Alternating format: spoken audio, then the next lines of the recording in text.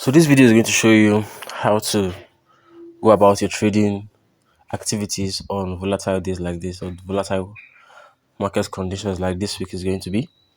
Okay, you can see all these news releases and they are all high impact news. You can see we have CPI tomorrow. So my strategy on weeks like this, first of all, I like to get in early. So today preferably get in the trade and make money and be out. So I try to avoid all these high impact news releases as much as possible. Okay, I can go in after, but not anytime before holding my trades through it. Okay, because anything can happen and my capital is at risk. Also, if I am going in today, which is Monday, for example, now, let me show you this move on Euro USD. This move on Euro USD here.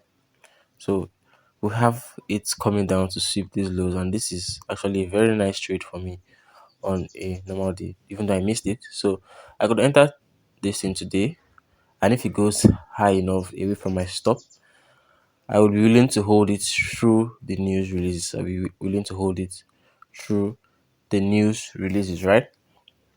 Well, I would usually recommend that you just avoid market conditions like this. But if you must engage, all you have to do is to reduce your risk, right?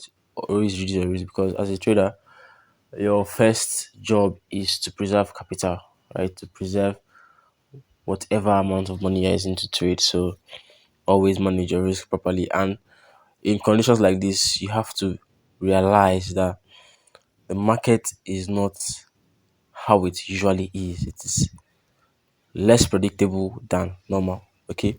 So you must go in with less risk, right? So if you have let's say you're supposed to jump from a certain height with a parachute that might not deploy.